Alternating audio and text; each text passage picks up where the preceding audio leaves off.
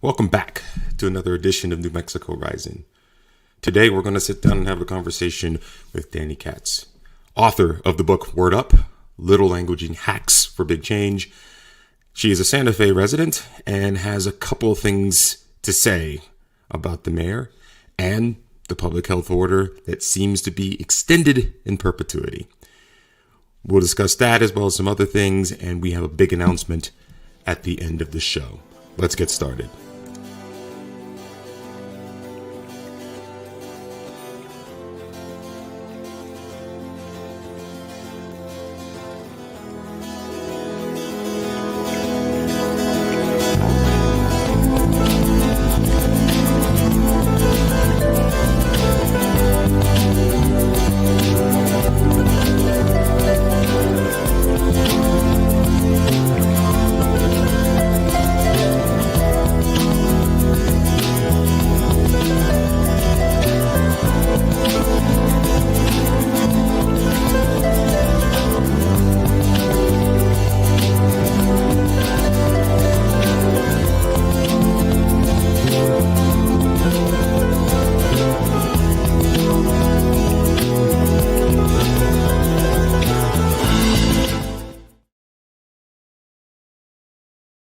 Today on the 25th episode of New Mexico Rising, we're excited to be having a conversation with Dani Katz.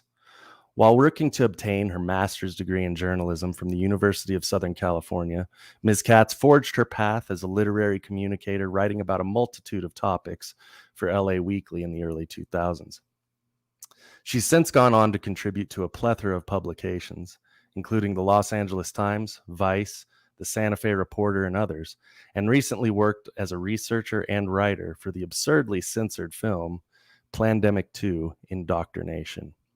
Over the last several years, she's become an expert in the realm of quantum languaging and conscious communication.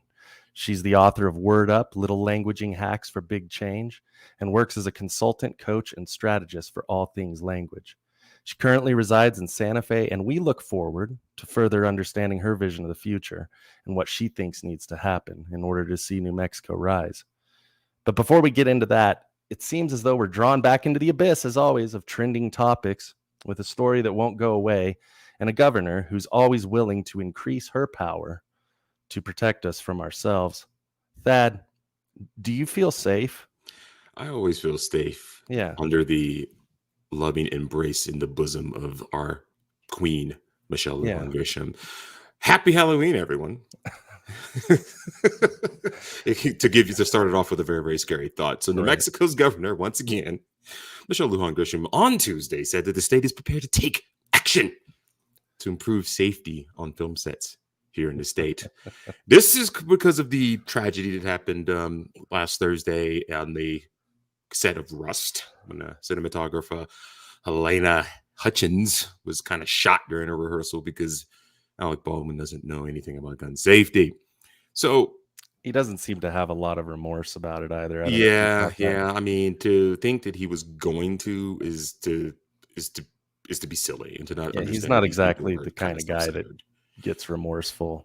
No, that's not really his style. Yeah, he's rather narcissistic. He actually looked like he was about ready to attack somebody that was walking up to him with a camera. And isn't that his that's kind of his MO, though? Isn't that his kind of fake grifter wife that had the fake accent and isn't really Spanish? She's just like a white girl. I don't know. Yeah, dude. I guess anyway, we're already delving way too deep into this. Let me just get through this because it's so. All right, I'm sorry. So she is saying that basically that the movie industry here in the state needs to come to her with, specific and accountable safeguards to make sure that this doesn't happen again. If you know anyone in the movie industry, and we happen to know some, there are already those safeguards. They just weren't followed. That's it. You don't need more rules. And so basically, this is dumb. This is just her injecting herself into this news cycle because she's, for lack of a better word, not to slut shame, an attention whore. And the simple fact of the matter is there's nothing more that New Mexico can do. There's nothing more that the industry can do beyond the safeguards that are already in effect on all sets. First of all, the bullet that was somehow ended up in this revolver, that somehow ended up in the hands of this madman, that somehow ended up killing someone, should have never been there. But again, there are safeguards to make sure that there aren't bullets there. Those safeguards weren't followed. This is just human error and the crisis in expertise we have in all aspects of life. People are stupid and people do dumb things and people are lackadaisical. It doesn't really matter what law is going to be on the books about this. It doesn't matter what threat comes from whatever state legislator. It's just going to reiterate the steps they already take. Yeah, but they will make another one. There will be Probably, more yeah, laws. obviously. There will be more regulations. Yeah, they there will will find be. some way to increase their power because that's pretty much what they do with everything. Yeah, no, never let a tragedy go to waste. And a tragedy that is necessary to expand state power is always going to be the path of least resistance to people who are kind of megalomaniacal in their just insatiable urge to control. That is what it is. That's probably just a good time to bring our guest on. Dani, do you have a megalomaniacal, insatiable desire for control? No, but I'm loving this show so much. I feel like we're all on the same page of like, fuck this. I think. See, we've tried to behave ourselves here for a long time and not drop F-bombs, but I love that. That might be the first one on this show. Yeah, Oh, really? so. Congratulations. So no. We It's don't fine. care about that. We just as we dress up as respectable members of society and respectable members of the, I guess, dare I say, press corps, we tend to try not to do it on Sunday because this is Meet the Press for people post church. Yeah. This is the post church Meet the Press.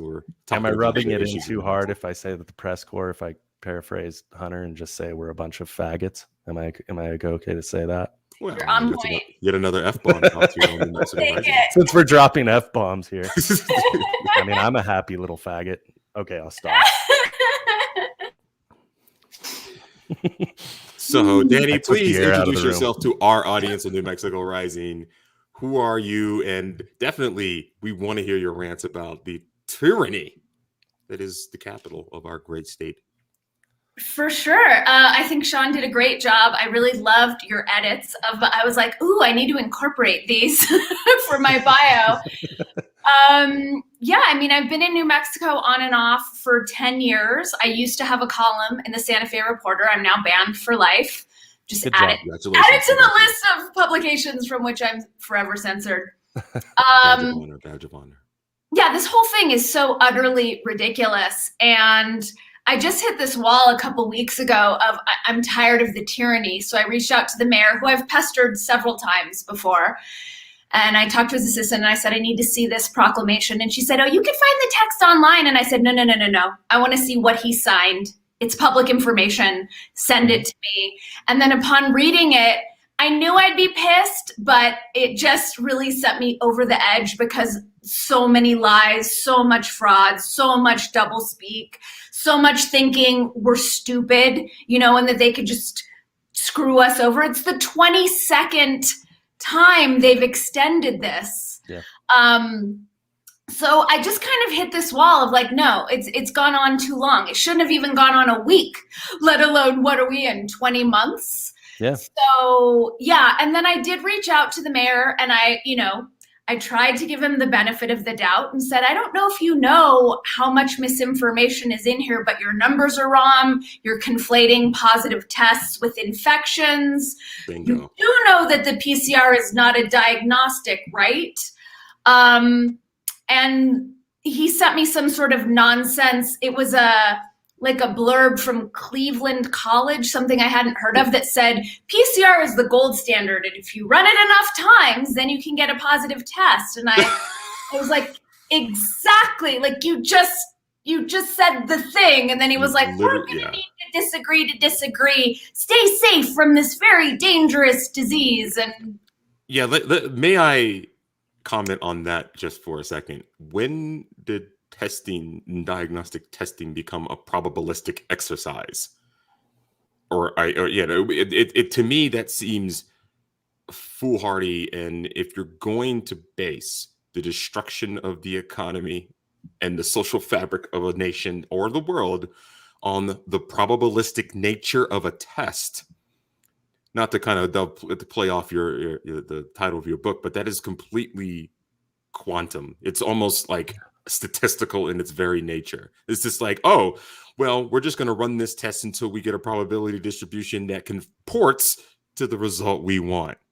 It's like taking the test over and over and over again until you get successful. And that is not a way for public policy to even be implemented. Not to mention like drive public policy. And when I hear that, I'm like, oh my God.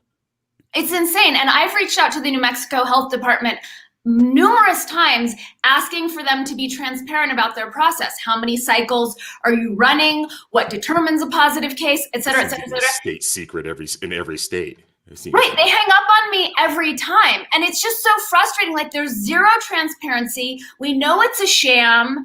And I feel like at this point, we know that justice is not going to come through our justice system. It's not going to come through our elected leaders, whatever they are. So it's on us to get real loud now because I'm over it. Congratulations. And how many of your fellow Santa Feans, if I'm using the term correctly, you're very hoity-toity, the elite among us, the left among us, the progressives among us are in your same boat, who have said, F this is getting ridiculous. Okay, well, let's be clear that leftist progressives have canceled me. So those people don't. Okay, so you don't have any. Oh, you don't have any insight to that community anymore. So no. They X'd me out last year. You're not even allowed to be friends with them anymore as soon as you disagree. Apparently, that's a thing. Totally, we're not allowed to have different thoughts or ideas anymore. Mm-hmm. That's tantamount to I don't know, racism, heresy. It's a religion. It's not like 1984 at all. No. Or more importantly, like the Salem witch trials. Not similar whatsoever. Not at all. Or the Third Reich. It's not like that at all either. Yeah, but you have identified yourself as a word witch, have you not? So, I mean, maybe there is a good reason to put you on a stake and burn you. Maybe. Totally. Plus I'm a walking infectious old Jew. So just add that to it. Yeah. I mean, I think you could go a million different directions. Yeah, there's a lot of different directions you can go, and I mean, the irony is thick. It's just like, there was a reason why the very thing that they kind of demonized with the last administration and the policies of the last administration are almost analogous to the policies that you're kind of backing into now with the unvax versus the vax. I'm not saying it's a Star David type attitude. I'm not saying it's a Star David situation. I am. But it's very analogous to Stars of David. I'm just real talk. Well, and that was something that was really alarming. That was what rang the loudest alarm bells when I went through the emergency proclamation version 22, was how often the unvaccinated were demonized, where it seemed off topic. Like, what does this have to do with the illegal mandates you're pushing now that you keep having to reference that it's the fault of the unvaccinated, which, let's be clear, the CDC definition of unvaccinated is someone who has been vaccinated but has been hospitalized or died within the first 2 weeks. And we still haven't gotten any sort of answers on that. I've not heard any answers as to how many of those people have been hospitalized or died. It's like they just kind of just push that under the rug. They don't want anybody to see it. Nothing's happening here. It's interesting. We've got this situation where the cases are plateauing. They keep going up. And you've got kind of the mainstream media, reference a KOAT article by Angel Salcedo, where it's like saying, well, we're at 72% vaccination rate. Why does the rate keep going up? Why are people still getting infected? Why? It's like, well, a lot of this was predicted 9 months ago. By the people who you've canceled and called quacks for the better part of a year.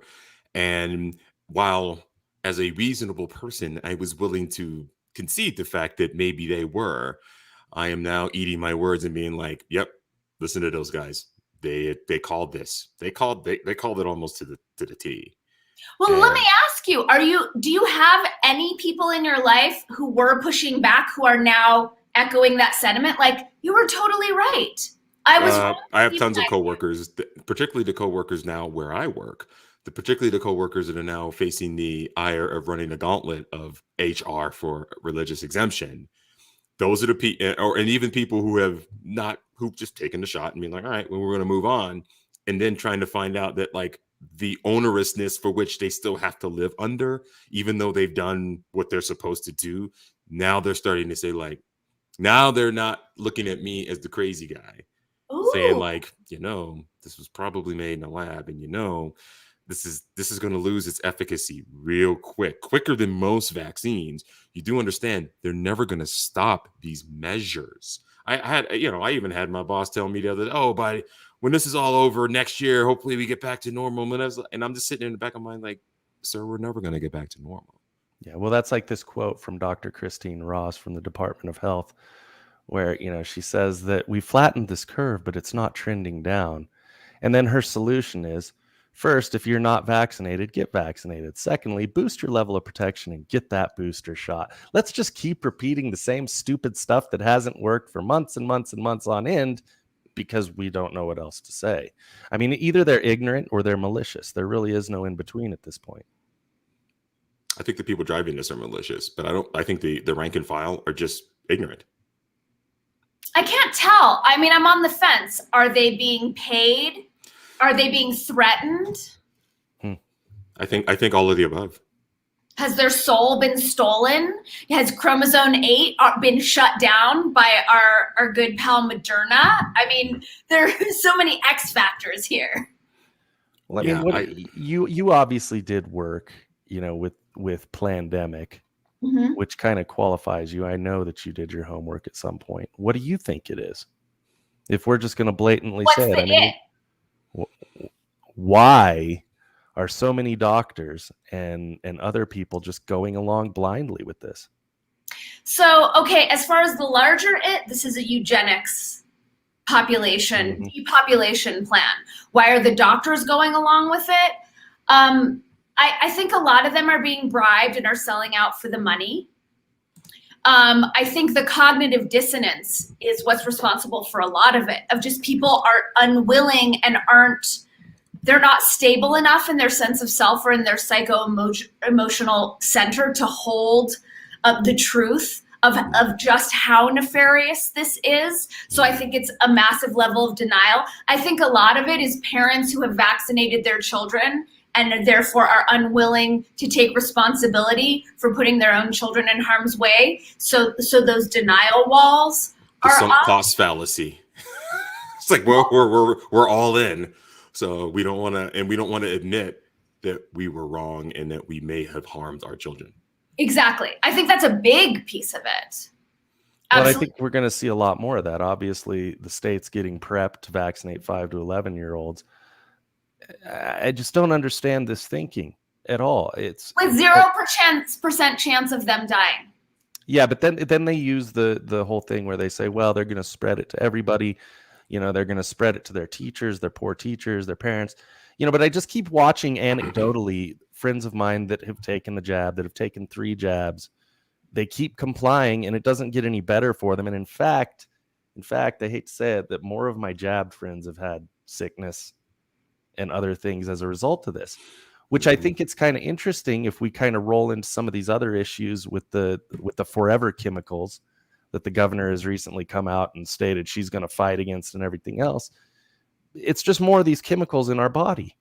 At what point do we have to realize that what's going on is that they always have something to cure us? It hurts us. Then they have a cure for the thing that hurt us. It's no different than heroin, morphine, and the rest. Okay, it goes. Yeah, I think it goes opium, morphine, heroin, fentanyl. I think that's the succession of the things that we got, things that we implemented to pull people off of the thing we implemented before. Well, it's the Hegelian dialectic. It's problem, reaction, solution. That's what's playing this whole thing. And asymptomatic spread is a myth. We've proven that that's not a thing. So that's what's propping up this whole sham. And everything in these injections, it doesn't matter who's manufacturing it, exists to break down the immune system, to make us weaker, in addition to the graphene oxide and all the other creepy stuff that they're putting into it. But I think it's really important to remember that the goal is to murder us all. Yeah. Like that really is. And that was something that frustrated me about Plandemic, was they pulled out the part about Bill Gates being a eugenicist, and that coming through Rockefeller, Club of Rome, Fabian Society. And I feel like without that fundamental like anchoring part of the story, it's very hard for people's minds to hold it, because then he just comes off as like a cartoon character villain. And if we don't understand that these are generations of eugenicists, it's hard to wrap our minds around, just how horrible this sham really is. Well, that very much is the keystone. And I think that's the problem, is that when you look at how they're destroying this country, from multiple trajectories, it doesn't make any sense. You say, why are they doing this? Why are they doing this? Why are they doing this? Well, when you go ahead and put in the whole they want to kill us part, then things start making sense. Right. People don't want to come to that conclusion. I don't want to come to that. Yeah, no, that's kind of the hard part, right? I mean, you don't want to think that is ultimately the goal. You want to believe ignorance, but no one wants to believe like malevolence. I mean, they don't think so, because it does sound a little Bond villainy and cartoonish in a sense, but if you look at the history, and I tend to look at the history of progressives as a group of people and a type of thinking that has always been paternalistic and no better than the hoi polloi, than the rabble and whatever. And they will build a society of people who are obedient. They will build a priesthood. They will train that priesthood, and that priesthood would go forth and spread the gospel of progress. And part of that progress is, you don't really need a lot of kids. And you know what? I mean, let me go to the less than desirable neighborhoods and less than desirable communities around this country and inject them with Planned Parenthood centers. Let's solicit to their doctors opioids to, seed their pain. Let's do all these things that we know are economically and socially economically destructive, and do it. But I think if we were to go the route that we're talking about here, they wanted a faster route to that, because that works for destroying a society and having it kind of breed itself out of existence. But sometimes people get anxious and you need a shortcut. And I think as we kind of look deeper into this, they found that shortcut. And you have to basically say, oh yeah, they are trying to kill us. Like where I come from in the African American community, we've been talking about this for decades, about how they want to wipe us out. And now this is just something where it's just like they're just going to we're just going to push up that time frame to notch out the undesirables of society. And that's the progressive mindset that I can't stand and is actually evil. It's straight up evil. And it's just so interesting how that word progressive has become conflated, right? Because now we have people who identify as progressive pushing for segregation, pushing for apartheid under the guise of progress, which is completely asinine. And there's a part of me that has compassion for people who have that. I don't have tolerance for it, but I have compassion for that unwillingness. Hi, Josette. I love her. She's a friend of mine. But for people who have that unwillingness to let in the reality of this being a genocidal plan, because it's very painful to walk around with that knowledge. It is hard and it is heartbreaking. And yet if we don't get real with it, and if we don't get real with it really quickly, it's game over. It's not my preference that this is the plan, and that I know our mayor and our governor and our hologram of a president and, the puppet masters behind them to be evil. But we have to get real with it so that we can course correct and create something better and take control back from, I call them the nefarious fucktards. Yeah. Yeah. Mm. And when you kind of bring it back down to a local level in New Mexico, I think it's difficult as well. A lot of people right now, they're caught up in these different things, whether it's the gubernatorial race, the mayor's race. You talk about local elections, and it doesn't seem like much change is there either, because you're having this argument with your local leadership about what's going on, and trying to convince them of the truth, quite frankly, is difficult because they don't want to accept it. So again, it's like you're You're just beating your head against the wall. You can sit there and show them every white paper in existence. You can show them all of the evidence. You can show them the plan as it's been laid out, as it's being executed, and they still don't want to accept it. And so people say, well, on a local level, we need to do something, but it's becoming harder and harder and harder to even do it that way. Well, exactly. And I really relate to beating your head against the wall because there is no open dialogue. Our local elected leaders have no interest in hearing from us. Back when I was attending the city council meetings, which were on Zoom, the mayor took it upon himself to shrink the time for public comment to 60 seconds. How much can you really transmit to your leaders in 60 seconds? And what does that indicate about how much they value our perspective and what we have to share? 60 seconds every other week? There is no back and forth dialogue. And for as many links and articles and, letters that I have sent to them and proposals and, solutions, I don't think they're looking at anything. They don't care.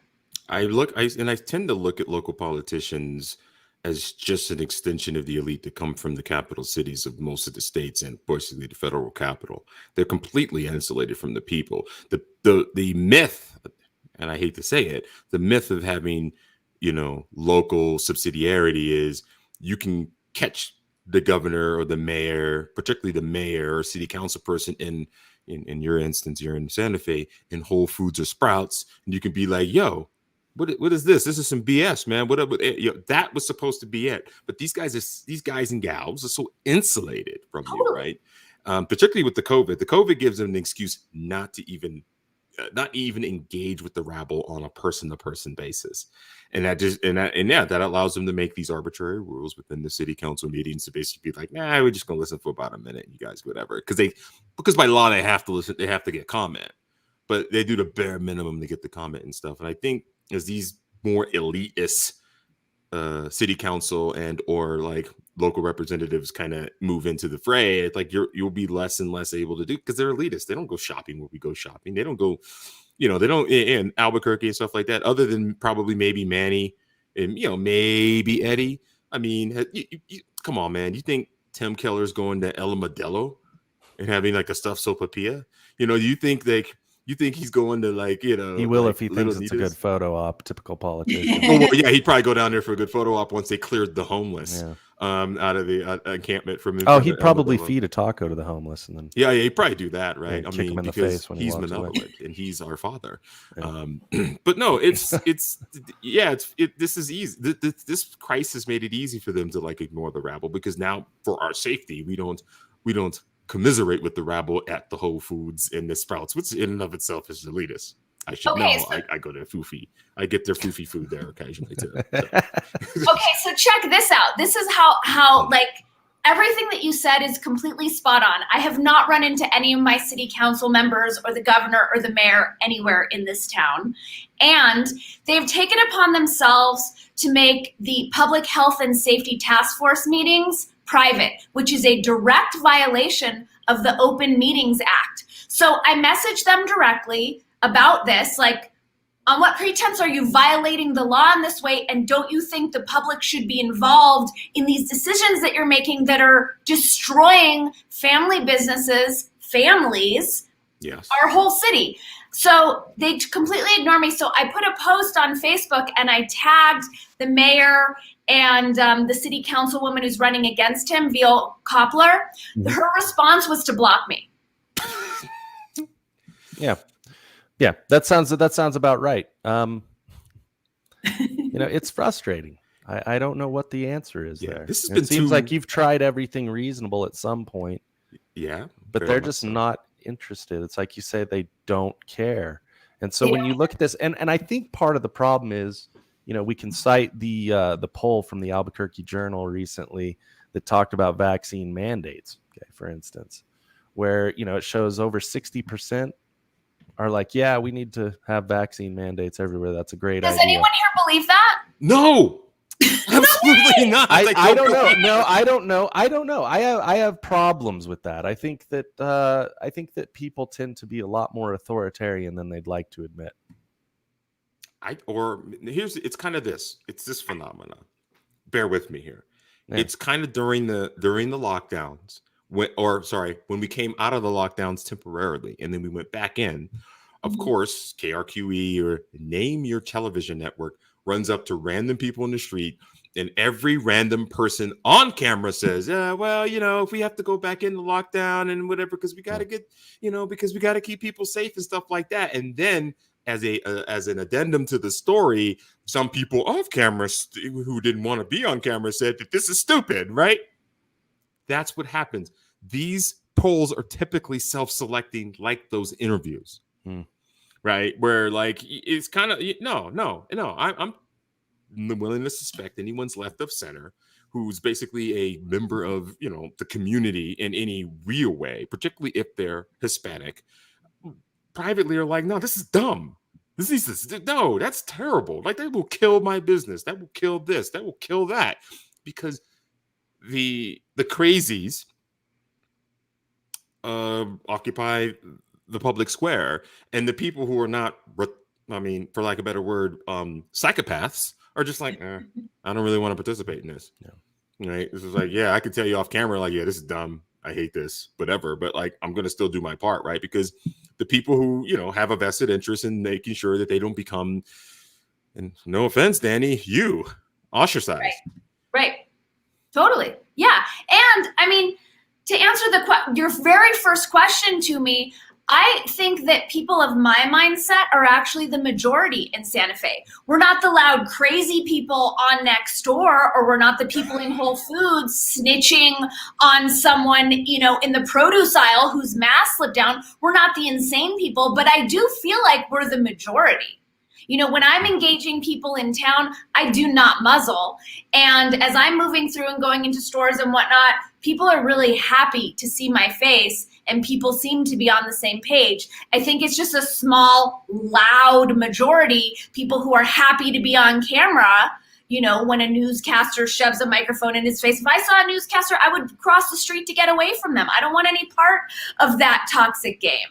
Hence why it's self-selecting, and hence why I think this poll is self-selecting. Exactly. Yeah, you guys have a lot more hope than me. That makes me happy. Well, we have to, man. we have a vested interest. Well, because some of us are going to be stuck on this lily pad trying to fight on this atoll for as long as possible. It's becoming a little bit more like Iwo Jima, but I think we can get to Mount Suribachi, but there will be many, many casualties in the process. There are for sure going to be casualties, but I still believe that truth and justice and light and sanity have to prevail. Like, it doesn't make sense, because it's too, if we just look at nature, if in any species, like the whack jobs were running the show, they would kill themselves off. And granted, that's what we're in danger of right now. But I just keep feeling, and maybe this is just a survival strategy, but like, they can't keep this sham going much longer. It's too many lies. It's too much silliness that, like, at some point it's going to have to fall apart. It's not built on anything real or solid. Yeah. Well, let's talk about the lies and the shams a little bit, and how we think they're going to play out. There is a mayor's race. Who's going to win in Albuquerque? Come on, Thad. I know you got an idea. Are we still white pilling here? Or? No, we're not white pilling, dude. No, Keller's gonna win. Oh, okay. Oh no, I mean, because do people like him? It depends. Depends on who you talk to. Is anybody going to stand up to Weber? Oh yeah, Alexis Martinez Johnson is standing up, and I think Weber, you think that she's viable to stand up to Weber? I do, because I think that he and Vio Koppler are going to split the psycho vote, and all the sane people. Alexis just gets everyone sane. So, I'm glad that they're running against one another, playing their like dirty little, let's see who can sell each other down the river in a more low vibe way. So what is, I mean, are they fighting back on this latest kind of health edict that came they're on the same page. Mayor Weber, I call him Air Weber, Air Weber and Viho Koppler, who's the one who blocked me, They both love the governor, and they love mask mandates, and they love forced vaccination, and they love the CDC, and they love the government, and they love telling people what to do. Alexis Martinez Johnson is for choice, freedom. What a concept. So I feel like Santa Fe is probably fed up with having their children muzzled, having their favorite restaurants shut down, having their businesses crippled, and will make the same choice. Now we're working with Dominion voting machines. So is this going to be a fair election? What are the odds? Probably not. Yeah. We've had enough guests on who have delved deep into that to kind of give me, someone who tries the white pill to Shawn's black pill from time to time. Even me, I'm like, if you're not doing any hand counts, if you're not having any audits, if you're not kind of dealing with the real chain of custody, if you're not keeping an eye on the voter rolls, if you're not keeping an eye on registrations, it's an off-year election. Turnout is going to be lower. I mean, if no one's going to be paying attention, I can see this being very, very much something that looks kind of obvious to us, where like it's obvious that like, Keller shouldn't win by virtue of his record. Exactly. Right? I mean, there's 91 homicides, probably depending on how they categorize these next 2 homicides, which I think happened in the county. We're probably at 93 homicides for the year. This year? In the Albuquerque metro area, yes. That's insane. That's I haven't seen that since the 90s, late 90s when I was here. And it's been obvious, right? It's the consent decree. What do you attribute that to? Is that the open border thing? No, it's really 3 things. It's the consent decree that happened during Mayor Barry, who was a Republican, so that should tell you something. Okay. The consent decree that came down from the Obama Justice Department after they shot the poor mentally ill man up in the Heights. Mm-hmm. That consent decree started off with something like that. You had defund the police for an entire year.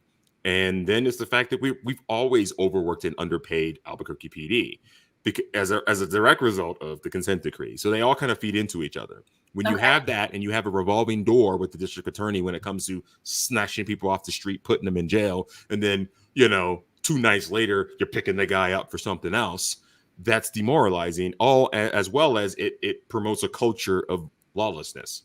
So the simple fact of the matter is that's what's been going on in Albuquerque for the last really 10 years. It's only really ramped up in the last 4. And all he's promising, at least Keller, is I'll hire more cops. Who wants to work for Albuquerque PD? If you look at the polls of what they did at the rank and file of APD, the city is short 200-300 officers at the least. I'm sorry. Also, it's the consent decree. It's the consent decree that basically handcuffs them. It's the district attorneys that are just creating, revolving doors for criminals. And there's a simple fact that like the police have been kind of crapped on for better part of really since Ferguson, which was what was that, 2014? So yeah, that's the problem here for crime. Then, as I have had friends of mine who have been trying to get into the cannabis business, when you look at we're dropping F-bombs, the sheer fuckery of the rules when it comes to just like, hey, well, we have this spot. We're this small grow and stuff. We're going to do the right. Yeah, we're going to. Yeah. The legislation says that small grows are going to be. No, the big guys are completely notched it out. And once you get to the city council, what my compatriots are finding out is, there's this zonal certification. There's that thing. Doing business in this state and doing business in the city of Albuquerque in particular is awful. That's all because of the governance of the city over the last 10 years, to be honest. So that's why Keller's going to win. Is there anyone going up against Keller who is sane and gets it and actually has best interest in mind? Well, you could, the MAGA crowd, and myself included, because I actually kind of like the guy, is Eddie Aragon, but here's the deal. That's not going to happen in Albuquerque. Manny Gonzalez, at the very least, is kind of iffy as you may think he is on the issues of, economic vitality and stuff. At least he was the Bernalillo County Sheriff, where I feel, for the most part in the county, they shot and asked questions later. And crime was down in the county. Okay.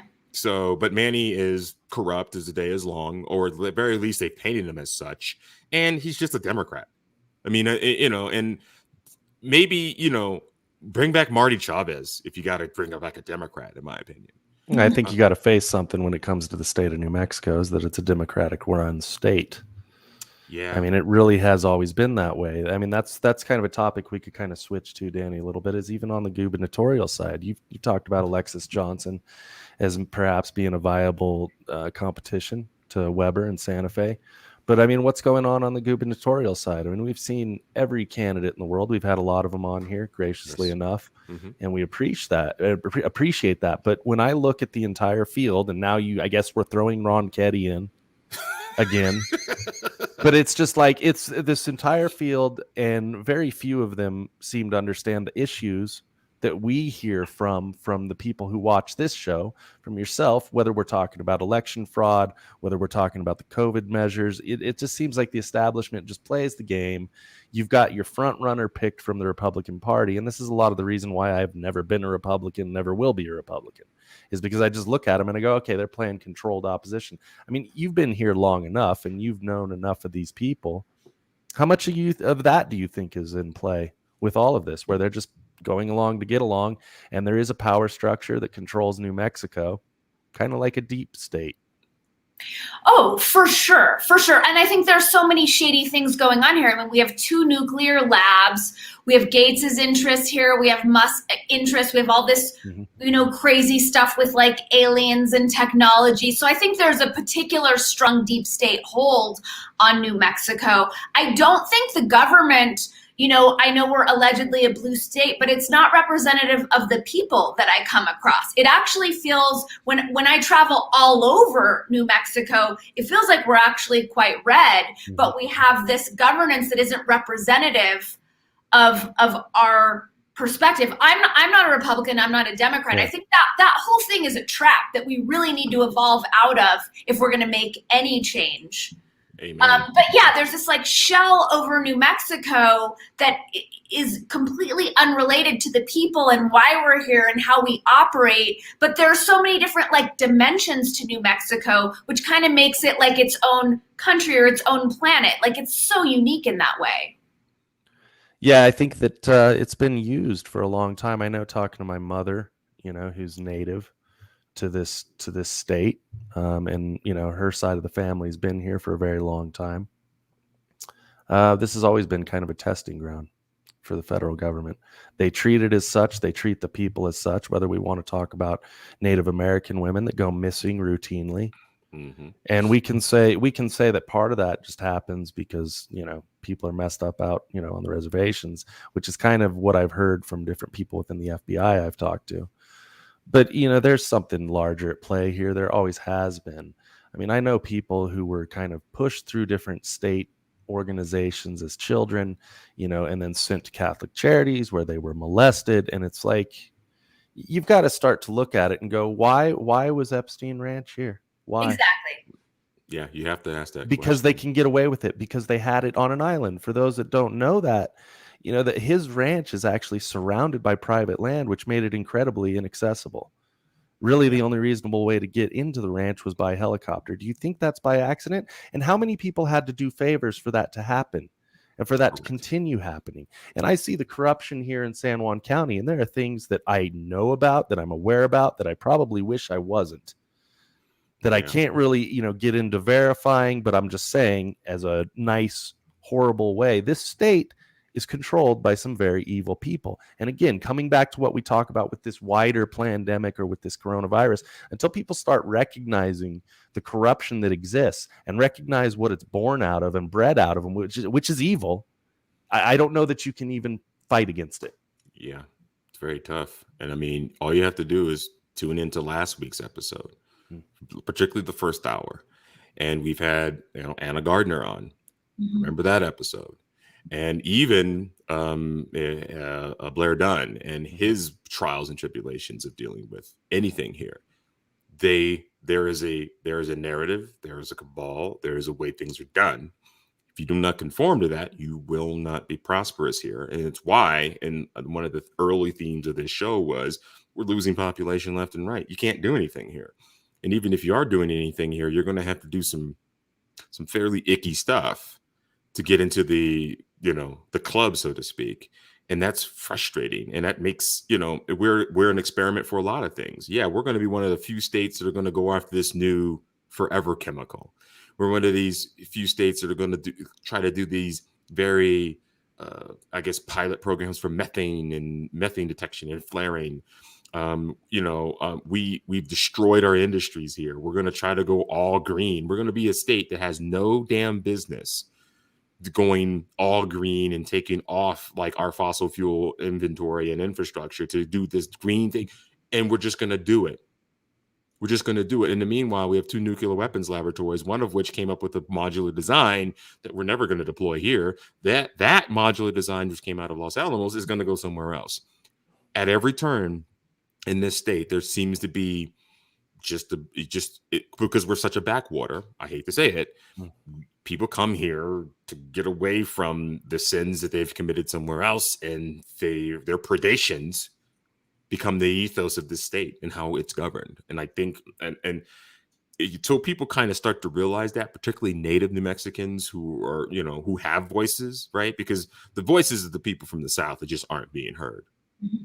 I don't know how many people we've had on from the South where it's just like, yeah, either they ignore what Santa Fe has done, but they can't ignore what Santa Fe has done because they have a strategic industry that Santa Fe regulates. And it kills and it destroys everything.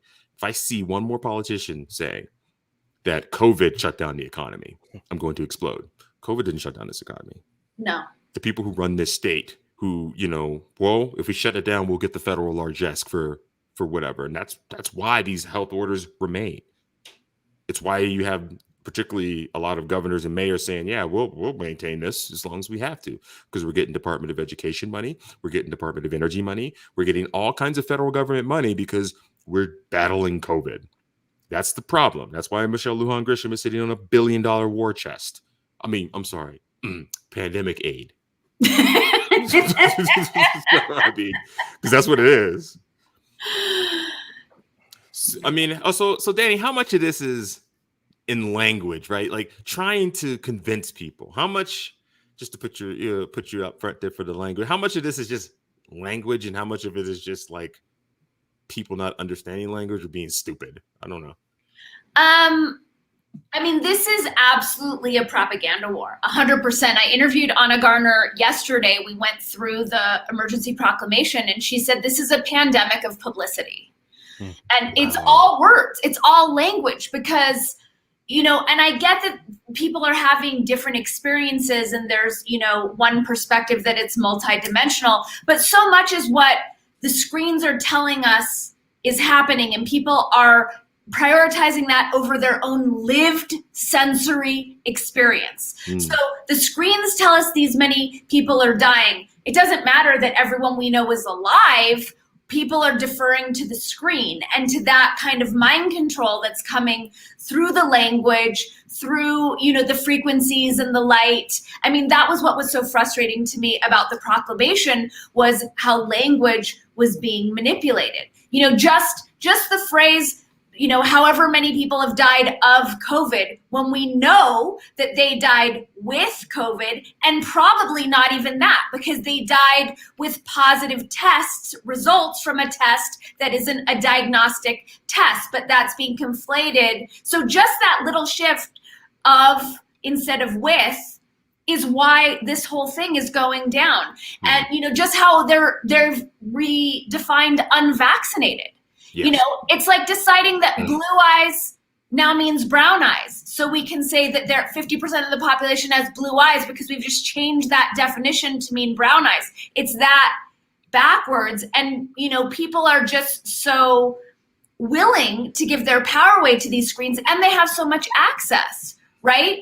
When we were growing up, it was like, 3 television stations or 5 television stations. It wasn't 24/7 programming. So people have been entrained to just do what their screens tell them to do, what the propaganda tells them. So I think this whole thing is happening through language because it's not really happening in front of us. Yeah, through language and the search for convenience, for sure. People don't like to be inconvenienced. and we've been trained to be that way. So the words coming out of our screens, the stimuli that we're being presented with, and the way we're responding. And how I much- would call it an addiction to convenience. Oh yeah. yeah, That's yeah. already No, there. that's an excellent. Because I notice, how many people, and this is a source of frustration for me, they just want to do what they want to do.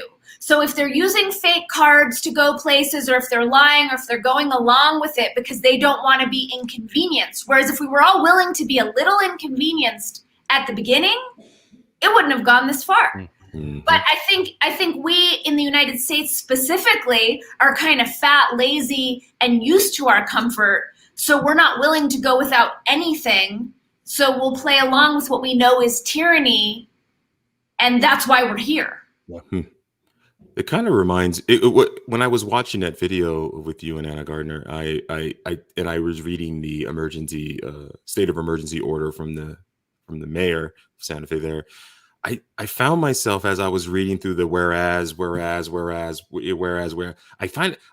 in my mind I was like, get on with it.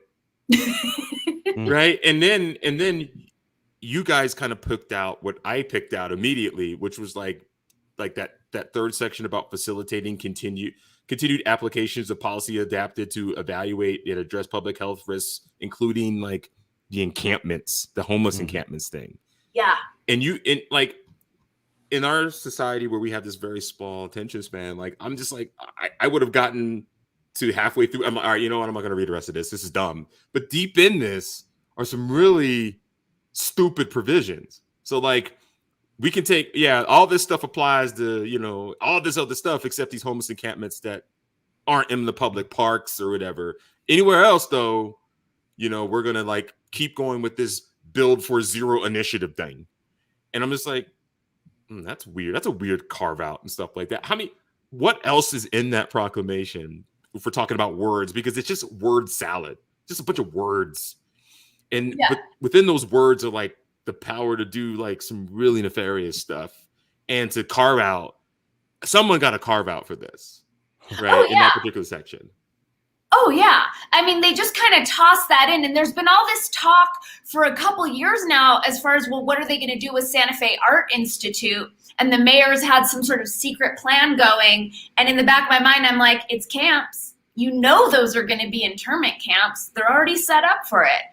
As far as what's hidden in there, I mean, the very first section with both Anna and David Clemens pointed out was that the mayor claims to have as much power as the sheriff, which he doesn't.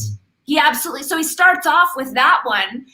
And then he goes into just because of all these deaths, everyone has to do X, Y, Z. And I feel like the continued demonization of the unvaccinated is prepping the groundwork for the forced vaccines that we see happening on the West Coast and in New York to be happening here.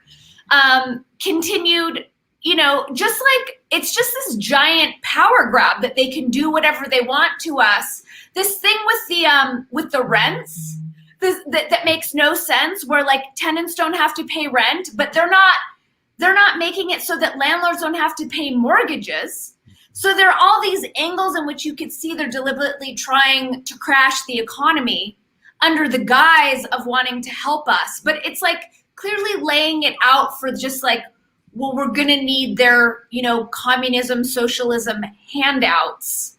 It's a good way. It's a good like closet. It's a good kind of way as an IV drip of fascism, right? Because what's going to happen is these utilities and these landlords or in this instance, the landlords will probably be, BlackRock and et cetera, are going to basically be dictated to how they can and who they can give these properties to, who they can shell out these utilities for, or at the very least, they're going to get paid partially by the government to subsidize the people who they basically encourage not to go out and pay for the utilities, pay for their mortgages, pay for their rents and stuff like that. It's almost like the same thing happened in 2008, 2009, where the dirty little secret about 2008, 2009 mortgage housing crash was the vast majority of people actually could afford to pay. They just walked away and they were allowed to do so. And that's why the contagion got bad. And with that crash, became a huge fiscal and monetary intervention that now has us to the point now where all fiscal policy is driven by the Federal Reserve. And who controls the Federal Reserve? Like banks, not the government. Now, granted, the government drives them, and in order to give them the monopoly over the printing press, so to speak, they give it to them. So it's almost like you're right. They're crashing it and getting us ready for the next intervention. And that next intervention is going to be, nationalizing of banks, nationalizing of maybe housing, and all this other nonsense. That's just going to set us up for something even worse. And now I'm convinced that they're evil and they're trying to kill us. Oh, were you on the fence before our show? He's definitely been on. No, he's been on the fence a lot. That's something that I've watched over the last year and a half. Is Thad really come to terms with a lot of things? So, understanding that it is really a battle of good versus evil at this point. Dani, what's your admonition for the people in New Mexico? Okay, my admonition for the people in New Mexico is to say no. To realize that all of this is going on under false pretenses. They have zero of the power that they're pretending to have. None of these mandates are laws, and none of them will stand up in court because they're so flimsy. And it really can be so simple and graceful as we just band together and say, no, take off the masks, open up our businesses, stop micromanaging and move forward and let them, whatever they do, in my mind, they're like these little ants where I think that's so adorable that you think you have that power, but you don't. It's, it's so small and flimsy. It's not even worth our rage, or any sort of big emotions. It's just that's really cute that you're trying to play tyrant, and we're going to continue on and steer our state in the direction that we want to steer it to benefit the people here, not these elite, reptilian fucktards who are trying to bring us to our knees so that then they can bring in their UN armies and their digital enslavement currencies and their social credit systems and their robot police force and all their other nonsense. Now is the time for us to say no more and get them out, and let's create some new ways of doing things. I think that is one of the benefits of being in New Mexico. We talked about all of the negative stuff. Is there is a very special energy here, and there are a lot of really bright, visionary, free thinkers. And so I do believe that this is going to be the nexus where the new game emerges and from where the new systems and the new ways of doing things emerge, because we do have so much creativity here. We are the Wild West. There is a spaciousness here. So I feel like now's the time to draw the line in the sand and say no more, and let's come together and collaborate on new, more effective ways to serve us, the people, instead of continuing to give our power away to people who don't care about us, and they're probably not even people. Well said. I'm not at all surprised you said it well. Everybody can go to, I think it's DaniKatz.com. That's an easy place to find stuff about you, correct? Yep. Where else? There was a couple other websites. You're pretty easy to find. All people really have to do is search your name and they'll find things. Yay. That's great. I also have quantumlanguaging.com, which is all about my coaching, consulting, my books. You can find my videos on BitChute and on Odyssey. I post... Yay. Yeah, we're the Odyssey fam. Yeah. I post daily on Instagram, and you can find everything through DaniKatz.com.